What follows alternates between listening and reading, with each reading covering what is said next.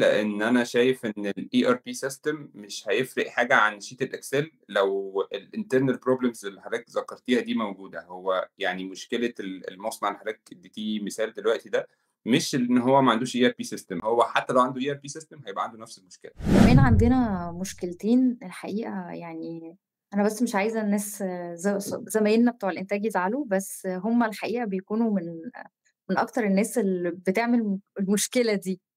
إحنا فالإنتاج هو أنا بتاع إنتاج، بس ماشي. هي دي المشكلة، يعني إحنا يوميًا بيكون في حد كده مسؤول من team الlogistics هو كل شغلته يروح للناس بتاعة الإنتاج، يا جماعة الorder ده المفروض يخرج، يا جماعة إحنا لسه هنعمل له packing وpackaging، يا جماعة محتاجين نسرّع شوية. إحنا في النهاية إحنا كlogistics إحنا اللي بنشيل القصة دي للأسف، والإنتاج. هي فعلًا الlogistics يا جماعة هي شريان الحياة فعلًا للمصنع، لأي مصنع. ويبقى بس نبتدي ننسّق، يعني يبقى في تنسيق ما بيننا، يبقى في الناس كلّها بتسمع بعض، يعني ما نبقاش خلاص الsales عمل الorder فما لوش دعوة بقى بالإنتاج وما لوش دعوة بالlogistics، لأ، إحنا بس محتاجين عملية تنسيق أكتر.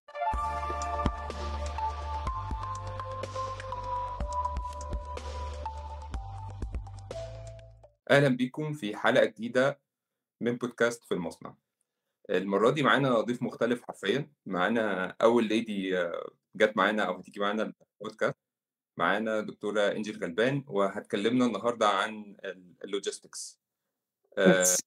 يا دكتور، إزيك يا باشمهندس؟ الحمد لله، بجد أنا مبسوطة جدًا إن أنا معاك النهارده الحقيقة. حضرتك منوراني ومشرفاني. هاستأذنك في البداية.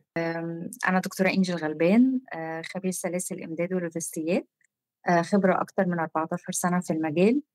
آمم، يعني في صناعات مختلفة الheavy industries الmedical industries صناعة الأخشاب الFMCG، مدرب دولي معتمد من الهيئة الأمريكية للعلوم والتكنولوجيا ومنظمة الجودة الأوروبية، محاضر بقى في أكتر من أكاديمية دولية ومحلية في مجال الsupply chain يعني سعيدة إن أنا أكون معاك النهارده الحقيقة. أنا اللي مبسوط جدًا وفخور إن حضرتك معايا. ميرسي. أول سؤال والسؤال التقليدي، يعني إيه logistics؟ لإن في ناس كتير متخيلة إن هو الlogistics دي إن أنا أحجز المركب وأحط الحاجة فيها وأجيبها على المصنع. ده الكلام اللي يزعّل بقى. يعني ده الكلام اللي فعلًا بيزعّل. بُص، هو الحقيقة ده مفهوم يعني منتشر جدًا، وكتير من الناس هو ده مفهومها عن الlogistics. لكن خلّينا نوضّح كده الlogistics بمنتهى البساطة، إحنا بنقول إن الlogistics هي نظام كامل في المصنع، يعني بما إن إحنا podcast المصنع، فإحنا هنتكلم عن البيئة الصناعية. الlogistics هي نظام كامل بيهتم بحركة وتخزين المواد والمعلومات من أول ما بتكون مادة خام عند الsupplier من عند المورد، لغاية ما باوصّل المنتج النهائي للعميل. تخيّل بقى في الرحلة دي ما بين المادة الخام من أول ما بتكون عند المورد، لغاية ما باطلّع منتج نهائي أو finished product، شوف قد إيه الfunctions اللي بتمُر في الرحلة دي. عندنا التواصل مع المورد، مرورًا بنقل المادة الخام سواء كانت من manufacturer أو لسه هنعمل لها processing برّه بشكل معيّن، بعد كده هنبدأ ننقلها لعملية الشحن، نشوف هنشحنها إزاي بقى، هل إحنا هنشحنها جوي، بحري whatever، وصولًا لغاية ما توصل عندنا عملية التخليص الجمركي وللمخازن، بعد كده دخولها للمصنع، تدفق الخامة نفسها داخل المصنع، دي كلها خاصة بالlogistics. طبعًا كل function من الfunctions دي جواه تفاصيل وجواه يعني details وoperators وناس شغالة بشكل كبير جدًا. يعني أنا الحقيقة باسمّي دايمًا الlogistics هي شريان الحياة للمصنع. طيب حضرتك ذكرتِ إن جزء من الlogistics الmaterial flow جوّه. ممكن توضحي لنا الموضوع ده أكتر؟ أوكي. إحنا عندنا أول ما بتوصل المادة الخام للمصنع، بيتم طبعًا تخزينها عندنا في المخازن، أوكي؟ الoperator اللي شغال في المخزن ده هو بس مش جهة صرف للproduction أو داخل المصنع إن هو يبتدي يوزّع الخامة على كل مرحلة إنتاجية، لأ بالعكس، هو كمان مسؤول عن تدفق الخامة من مرحلة إنتاجية لمرحلة تانية. يعني خلّينا كده نتخيّل مع بعض، أو أكيد طبعًا ال الناس اللي هتكون سامعانا واللي شغّالة في مصانع هتحس الموضوع ده جدًا، إن أنا مثلًا عندي product بيمُر ب3 مراحل إنتاج. هو المفروض بيدخل على خط إنتاج A for example، بيتعمل عليه عملية processing معيّنة أو عملية تصنيع معيّنة، بعد كده المفروض ينقل على line B أو خط الإنتاج B، بحيث إن هو بيكمّل عملية التصنيع بتاعه. في مرحلة النقل من line A لline B، في هنا مرحلة عندي اللي هي الparking، اللي هي بنقول عليها الsemi finished product.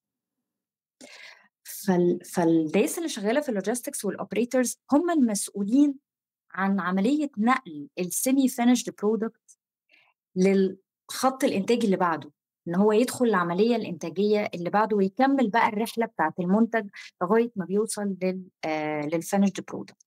مش بس كده، الoperator كمان مسؤول إن هو لمّا بيكون في أي خامة ناقصة على خط إنتاج، هو العين اللي بتبُص داخل الفلور بتاع المصنع، بيشوف إيه المادة الخام اللي نقصت، بيعمل لها عملية refill. تمام.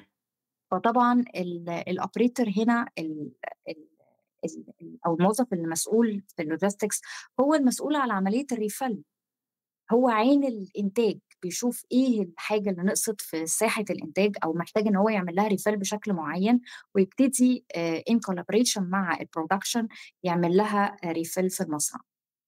طب مش ده شغل warehousing أكتر؟ ما هو الwarehousing جزء من logistics. تمام. أوكي، الwarehousing جزء من logistics. تمام، يبقى إحنا عايزين ناخد بقى الscope بتاع الlogistics كلّه كده، يعني من أوله كده. أوكي، إحنا قُلنا من أول المادة الخام، المادة الخام أو خلّينا نقول الinventory بشكل عام، الraw materials، الspare parts، الMRO، الsemi finished product أو الfinished product، ده كلّه بيدخل في مخزن الwarehouse. الwarehouse أحد الfunctions اللي موجودة داخل الlogistics. وللأسف في ناس كتير أوي وده للأسف الشديد بتشوف إن المخزن ده هو جهة صرف فقط. تمام. لأ، للأسف يعني ده حقيقي موجود، ولكن المخازن دي شغلها أعمق وأكبر بكتير. الناس دي مسؤولة عن عملية استلام البضائع، الناس دي مسؤولة عن عملية الفرز، الناس دي مسؤولة إنها تدفّق المواد الخام دي للإنتاج علشان هو يبدأ يشوف شغله.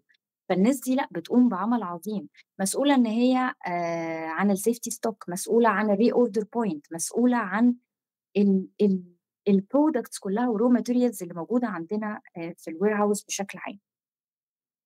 طيب هي المخازن هل هي جزء من الsupply chain والّا من الlogistics والّا منين؟ يعني لإن إحنا عندنا مثلًا الsupply chain التقسيمة المعتادة الsupply chain عبارة عن مخازن وlogistics وraw material planning وproduction planning مثلًا. أوكي. مين يعني هل التقسيمة اللي أنا قُلتها دي صح والّا لأ أولًا؟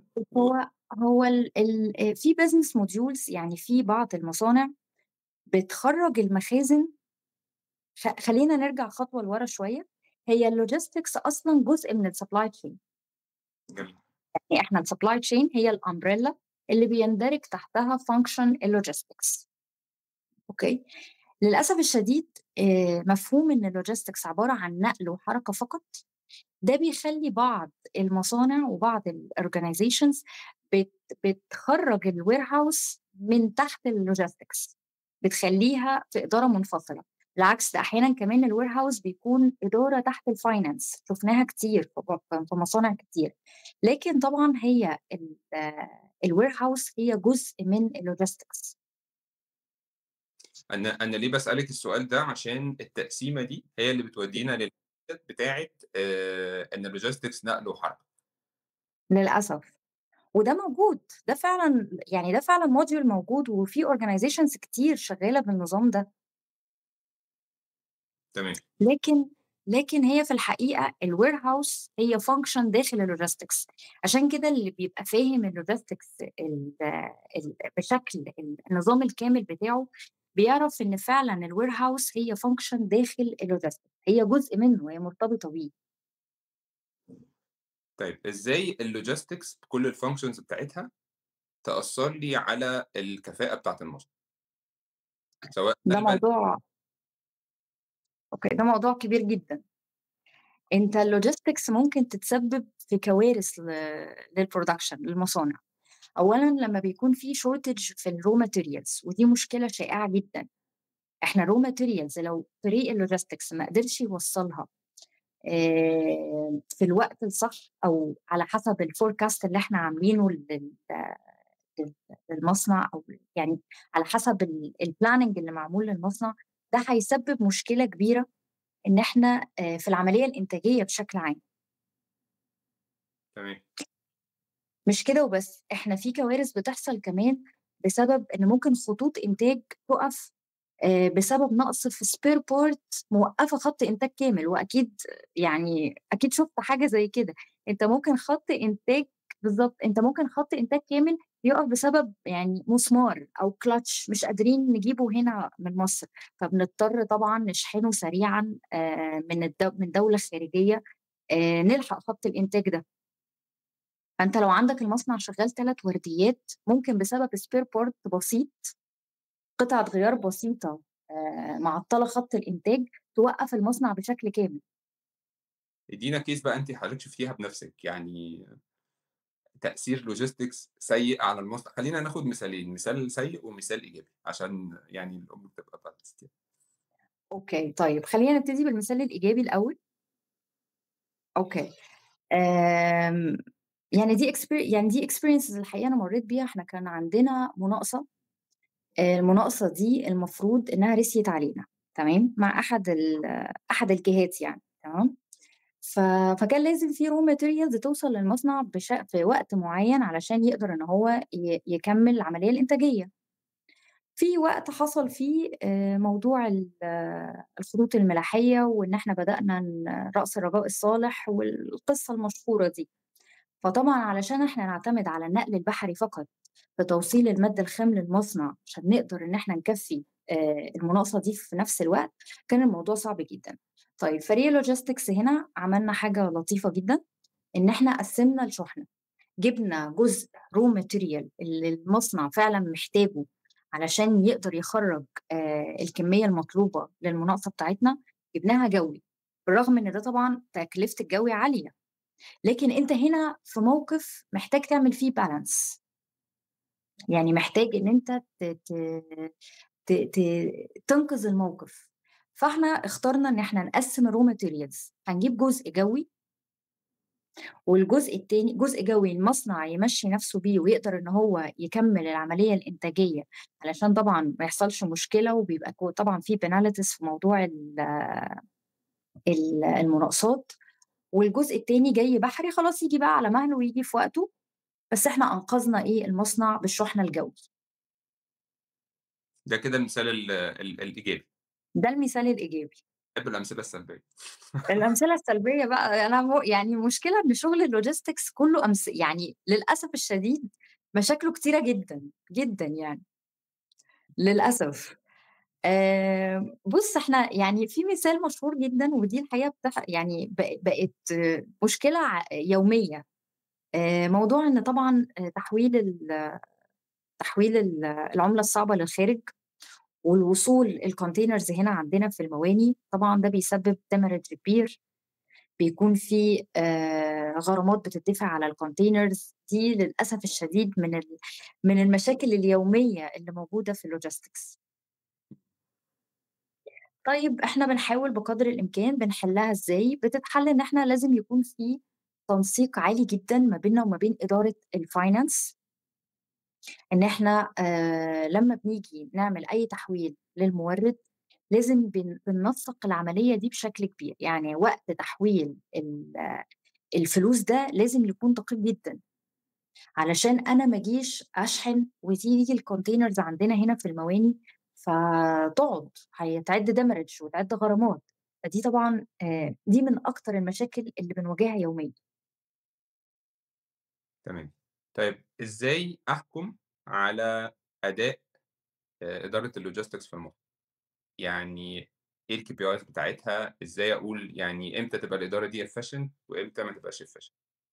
في مصانع كتير للأسف هي بتاخد الموضوع بالسَنس شوية، يعني وصّل لي الشحنات في الوقت المناسب خلاص تمام، ما قدرش إن هو يعمل لي damage كتير، قدر يقلل لي في الcost ما فيش مشكلة، ولكن عشان تقيس أي أداء بشكل عام لازم يكون في KPIs، لازم يكون في مؤشرات أداء واضحة للإدارة دي علشان أقدر أقول الإدارة دي فعلًا efficient والّا لأ، الإدارة دي بتعمل شغلها والّا لأ، هل في قصور في جزء معيّن؟ طب هل أنا مثلًا محتاج إن أنا لو عندي قصور في KPI معيّن محتاج إن أنا أطوّره أو إن أنا أعالجه إزاي؟ كل الكلام ده من خلال إن أنا باحط KPIs واضحة وصريحة. من أكتر الحاجات اللي إحنا بنستخدمها ال7 rights. بمعنى؟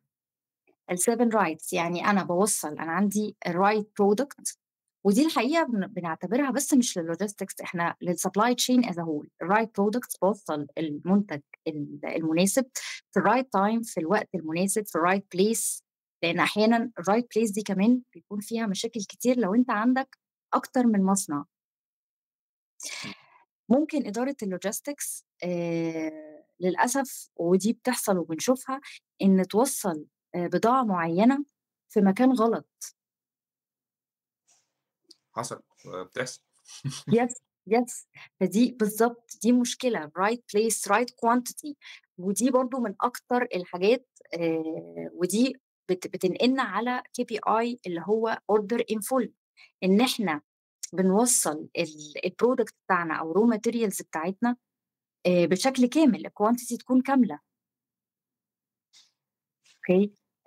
OTIF دي برضه من الKPIs المهمة جدًا اللي إحنا بنستخدمها، ودي ليها معادلات الحقيقة وليها قياسات إحنا بنقيسها المفروض بشكل دوري، يعني أنت وصّلت قد إيه من البضاعة بتاعتك أو من الquantity الraw material بتاعك صح للمصنع، ناقص قد إيه، كميته ناقصة قد إيه، في تالف قد إيه، في هادر قد إيه. تمام. يبقى كده إحنا قُلنا الOTIF أو الOTIF في بعض الروايات. yes إيه yes والتاني؟ والtransportation cost optimization دي من الحاجات برضه اللي إحنا بنقيس بيها الKPIs، أنا وفّرت قد إيه في الtransportation دي مهمة جدًا. والinventory turnover طبعًا بنشوف معدل دوران المخزون، عشان كده الinventory هو function مهم جدًا داخل الlogistics. تمام.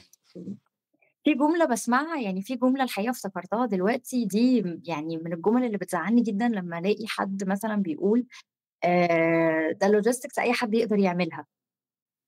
ماشي، دي تزعّل في إيه؟ أوكي. آآ أكيد، يعني بيقول لك logistics أي حد يقدر يعملها، بس أنت شوف كل الfunctions اللي إحنا اتكلمنا عنها داخل الlogistics، الشحن والتعامل مع الsuppliers ومتابعة التحويل التحويلات للموردين، متابعة المخزون، الtransportation، الdistribution برضه الlogistics مسؤولة عنه إن هي توصّل للعميل. أوكي، التخليص الجمركي، كل دي functions تحت الlogistics، فلمّا ييجي حد يقول لك أنت ممكن أي حد يقدر يعملها، الواحد بيزعل أوي يعني. لازم ناخدها بالنية السيئة، ممكن يقصد يقول إن ممكن الناس تتعلمها، مش لازم ناخدها كده يعني. طيب ماشي. طيب لو أنا مشكلة في KPI من الKPIs دي، أنا دلوقتي وعندي مشكلة مثلًا في الOTIF، أبدأ إزاي أشتغل عليها عشان خاطر أحل المشكلة دي؟ طيب إحنا في الأوتيف إحنا أول حاجة طبعًا بنبتدي إن إحنا نعمل analysis، يعني أنا باشوف المشكلة فين، دلوقتي أنا كمصنع المفروض إن أنا عايز أوصّل الproduct بتاعي للعميل on time in full. أوكي، OTIF زي ما إحنا متعارف عليه ال الKPI. فأنا بابتدي أشوف هل هي مشكلة shortage في الmaterials، أنا مش قادر مثلًا أوفّر أنا كlogistics مش قادر أوفّر الmaterials بشكل كامل، فبالتالي العملية الإنتاجية بيحصل فيها مشكلة أو بيحصل إن الخامات كلها مش موجودة، فأنا برضه مش قادر أنتج المنتج ليوصل للعميل بتاعي. فهنا لازم أعمل analysis، أشوف فين المشكلة. أوكي، طيب ممكن تكون المشكلة إن بيحصل shortage من البداية عند المورد في الرو ماتيريالز بتاعتي، أنا مش قادر أجيبها بشكل كامل عندي في المصنع. ممكن تكون بقى مشكلة مثلا عند المورد نفسه، ان هو عنده شورتج في الماتيريال، مشكله في تحويل العمله الصعبه خارج البلد، مشكله ان الشحن غالي، او مشكله مثلا ان الماتيريال دي نفسها مش قادره ادخلها مثلا البلد، لان انا ليها ريجوليشنز معينه في التخليص الجمركي وكذا. ففي كذا كذا بعد للمشكله دي. طيب احنا بنحاول نعمل ايه؟ بتبتدي ان انت تشوف اكتر من سبلاير، ما تعتمدش على سبلاير واحد بس. ودي الحقيقه يعني من اكتر المشكلات، ان في مصانع بتعتمد على سبلاير واحد. ده لا حقيقي. انا هنا هنا انا ببتدي انوع السبلايرز، بخلي فيه اكتر من سبلاير، ومش بس في بلد واحده، في اكتر من بلد. وده اللي احنا عملناه. وده اللي احنا عملناه لما كنا في وقت كده كان صعب جدا، كان تحويل الدولار صعب جدا وكان بياخد وقت، فبدأنا نتجه لللوكال ماركت، نشوف الماتيريالز بتاعتنا او الرو ماتيريالز دي موجوده داخل اللوكال ماركت، حتى لو هي بيكون سعرها اعلى شويه، لان احنا كتير بنتجه للخارج بسبب ممكن يكون الكوست اقل، ممكن يكون الافيلابيلتي بتاعت الماتيريالز في اللوكال ماركت مش موجوده، فبنبتدي نتجه للسبلايرز بره. فهنا انا ببتدي استعيد عن ده، بعمل ايه؟ بشوف local suppliers، بشوف alternatives للرو ماتيريالز اللي انا محتاجها عشان اقدر اوفرها للبرودكشن، بالتالي البرودكشن يقدر ان هو يكمل العمليه الانتاجيه بشكل سموث. في مشاكل تاني بقى، ودي الحقيقه بيشترك فيها اللوجيستكس بشكل ما في عمليه نقل البضائع نفسها، او ان هو بيكون عنده مشكله في حجز الطيران وحجز الشحن البحري بتكون الاسعار عاليه جدا، فهنا برضو دورنا احنا كلوجيستكس، ان احنا بنبتدي ما نعتمدش برضو على خط ملاحي واحد او شيبينج او فريت فوروردنج واحد. لا، المفروض ان احنا بننوع ده، بيكون في عندنا تنوع. كمان عندنا مشكلتين الحقيقة، يعني أنا بس مش عايزة الناس زمايلنا بتوع الإنتاج يزعلوا، بس هم الحقيقة بيكونوا من أكتر الناس اللي بتعمل المشكلة دي. إحنا الانتاج هو انا بتاع انتاج بس ماشي. هي دي المشكلة. يعني احنا يوميا بيكون في حد كده مسؤول من تيم اللوجيستكس، هو كل شغلته يروح للناس بتاعة الانتاج: يا جماعة الاوردر ده المفروض يخرج، يا جماعة احنا لسه هنعمل له باكينج وباكجينج، يا جماعة محتاجين نسرع شوية. او مثلا احنا في احيانا كتير قوي بيكون في اوردر، ودي الحقيقة يعني برضو بتكون من المشاكل اللي تشينج اوفر كتير على خطوط الانتاج. ده ممكن برضو يأثر على وصول الجودز للعميل النهائي. يعني دي برضو من المشاكل. التشينج اوفر ده بيبقى مشكله الانتاج برضو ولا مشكله اللي عامل البلان؟ ما هو الانتاج لازم يتعاون، ما احنا لسه هنتكلم.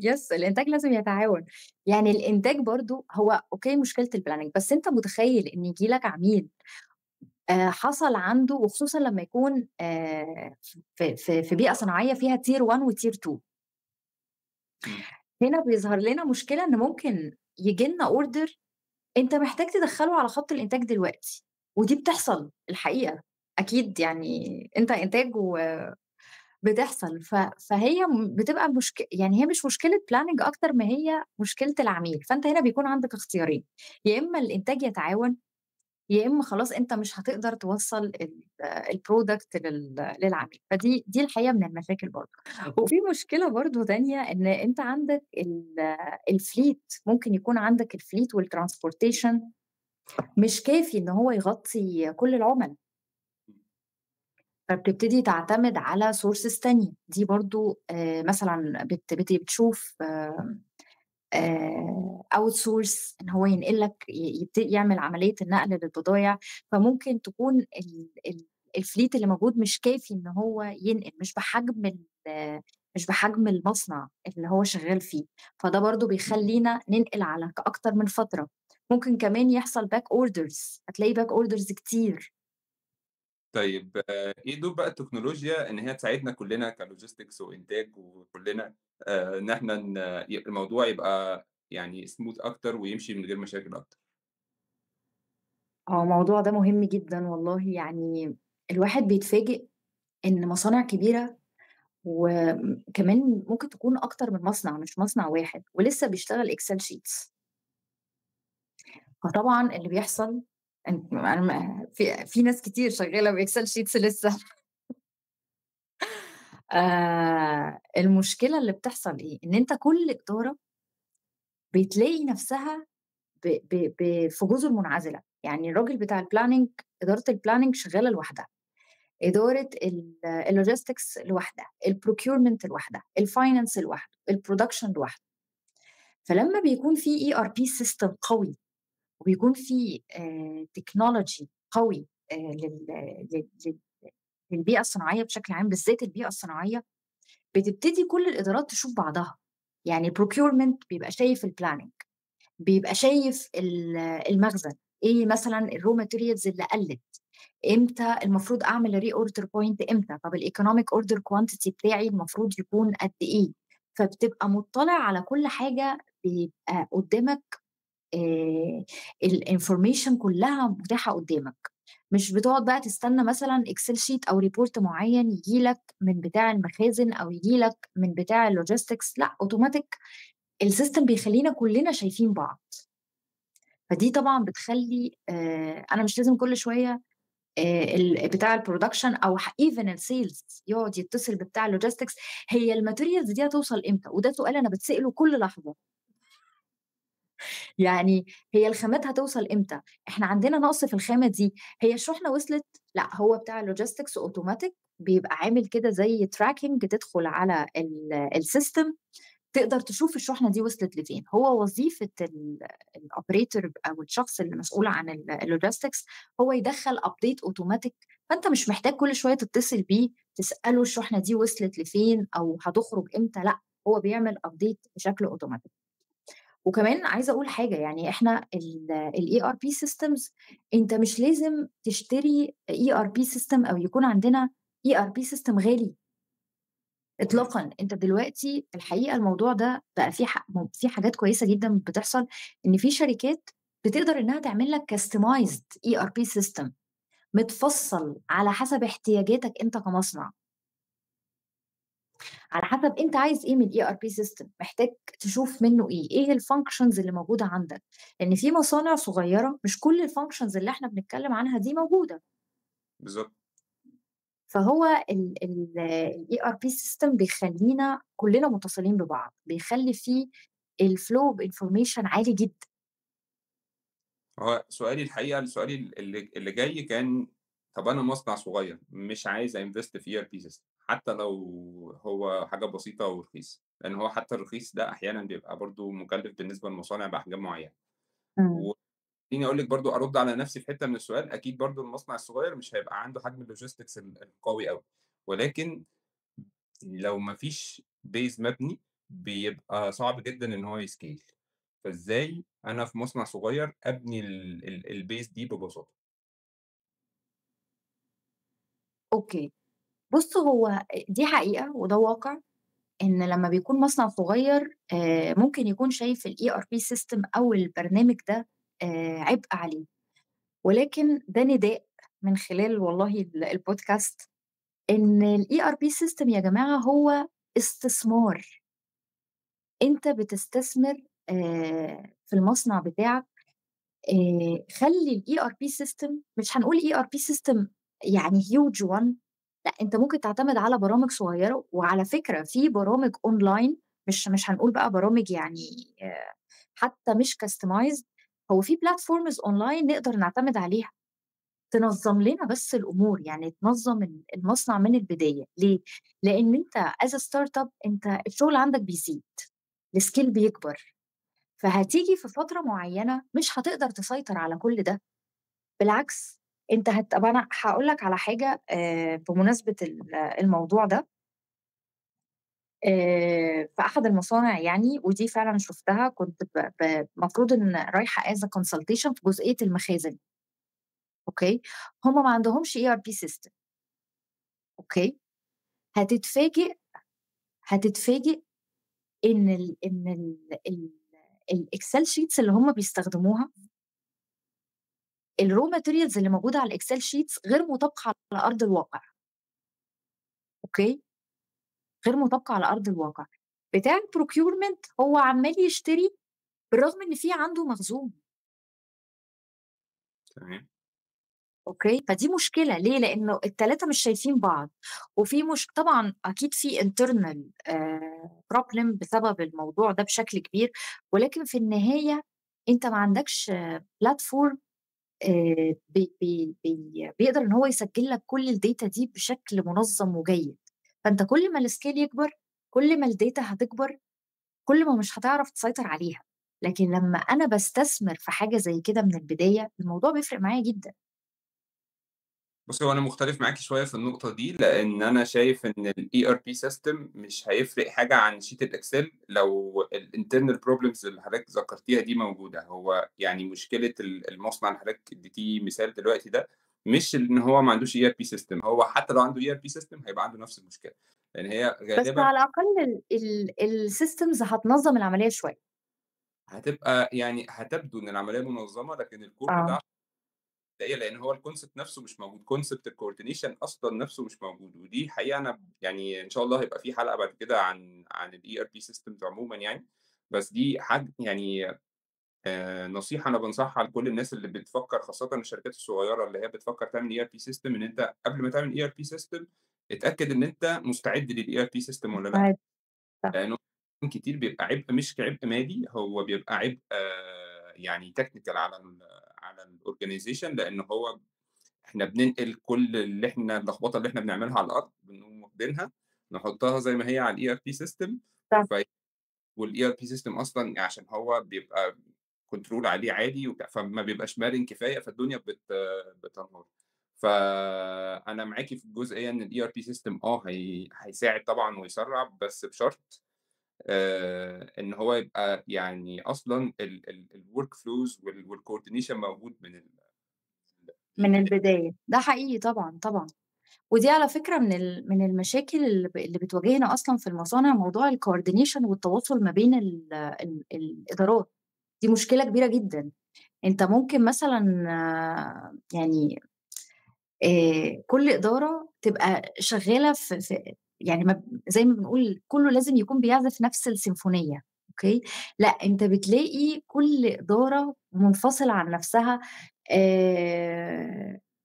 يعني مثلًا الsales for example ممكن الsales يدّي وعد للعميل إن هو هيوصّل له الproducts دي في وقت معيّن، وهو أصلًا مش عارف إن ما فيش أصلًا raw materials موجودة عشان أعمل إنتاج، يعني الموضوع فالتواصل ده يعني حاجة مهمة جدًا، جدًا الحقيقة، ويعني من الحاجات اللي لازم فعلًا كل المصانع تشتغل عليها. دي حقيقة، وبعدين الراجل بتاع على الsales فكرة إحنا في النهاية إحنا كlogistics إحنا اللي بنشيل القصة دي للأسف، والإنتاج. اللي بيحصل إن العميل بيدّي الsales بيدّي للعميل الpromise بتاعه، بالضبط، فالlogistics بيعمل كل ما أوتي من قوة، ويجيب الحاجات طيران والحاجات اللطيفة اللي بتحصل دي، بالضبط، وبين يعني الحاجة تيجي عند الإنتاج ليلة ما المفروض نورّد للعميل، ويبقى مثلًا الlead time أسبوع، فأنا المفروض أخلّص الحاجة دي النهارده، المفروض أخلّص بعد كده بتاع الlogistics بقى يقعد يجري ورايا، يعني هي اللفة يجري بتقعد. اللفة دي بالضبط، بالضبط. فعشان كده بنقول يا جماعة نسّقوا ما بين بعض، خلّينا كلّنا نبقى يعني on the same page، ما يبقاش كل واحد في جزر منعزلة. من الحاجات اللطيفة اللي بتحصل في الموضوع ده، إن أنت بتلاقي أحيانًا الsales بيسلِّم بتاع الlogistics تمام، أنا خدت حرفيًا. أفهم يعني إيه بيسلّم. تمام. بس فهو فعلًا يعني في مرّة من المرّات هو عمل الorder بتاعه والعميل دفع تَمَن البضاعة. أنا لقيت العميل بدون ذكر أسماء، وكان عميل يعني شركة كبيرة جدًا، اسمها كبير. لقيته بيكلمني بتاع المشتريات، بيقول لي فلان ادّاني رقم حضرتِك وعايز أعرف الحاجة جاية إمتى. أنا يعني ما بقيتش عارفة أعمل إيه يعني. ده تسليم يعني تسليم فعلًا، يعني هو بتاع logistics. وعلى فكرة يعني الموقف ده ما حصلش معايا أنا بس، لأ أنا فعلًا لقيت إن المشكلة الأبدية الsales والlogistics. في بقى حد في النُص اللي هو بتاع الproduction، لأ هو أحيانًا ما بيبقاش هو بتاع الlogistics ده هو اللي بيجيب لنا الحاجة. تمام، ماشي. أنا عايز حصلت معايا أنا شخصيًا إن أنا تواصلت أنا مع عميل وأنا بتاع إنتاج يعني أنا ولا logistics ولا sales بس مشكلة في التحميل حاجة كده يعني، فيعني لأ، يعني أوكي. عادي، يعني بتاع الإنتاج بيبقى يعني محطوط في النُص.